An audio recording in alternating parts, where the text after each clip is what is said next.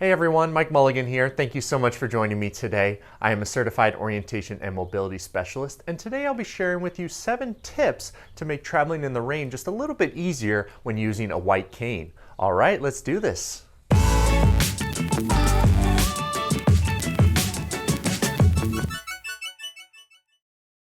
All right, so for tip number 1, this is a really important tip, and it is if there are thunderstorms out there, if there is thunder and lightning, you should not use your white cane. Most white canes are made out of metal, and the last thing you want to do is have your cane get struck by lightning. So I definitely recommend not using the cane if you don't have to when there's thunderstorms and lightning. So that might mean contacting somebody, have them be a sighted guide, or finding an alternative way of getting around, or even not going out during that time.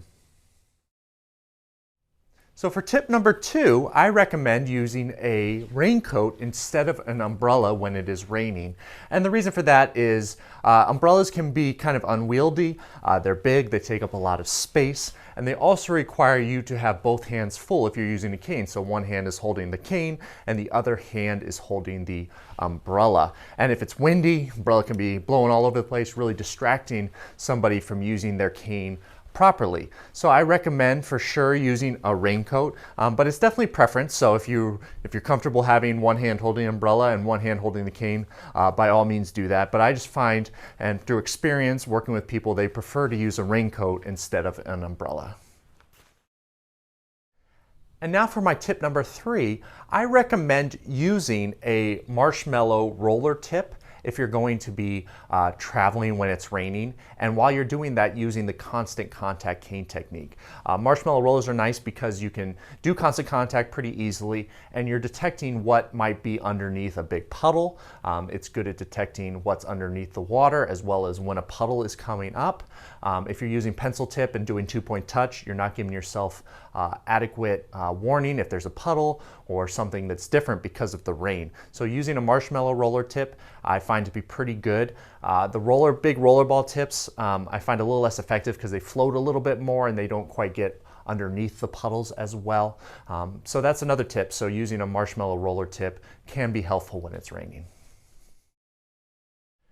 Now for tip number 4, I recommend just walking at a little bit slower pace than you normally would be going. So it's easy to want to keep the same pace and go at the same speed, but because of the rain, things are a little more slippery.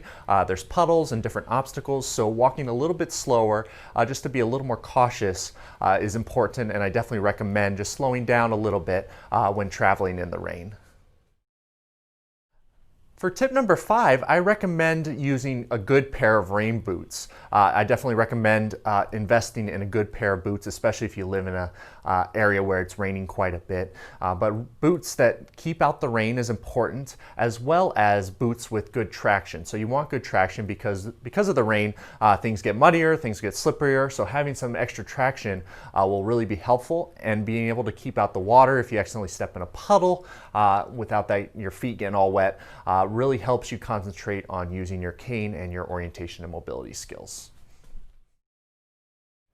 So now for tip number 6, this is really important for safety. So when it's raining or after it's just rained, branches tend to hang lower than they usually do. So if you're walking along the sidewalk, you might clear branches all the time. They're just going over your head. They're not an obstacle. But after it rains, those become lower, and now there are head level obstacles. So you don't want the branches to either hit you in the head or the chest or the face. So after it rains, I recommend to a lot of my clients to do an upper protective technique. So put one hand up in front of your face to protect your face or head from any low-hanging branches due to the rain.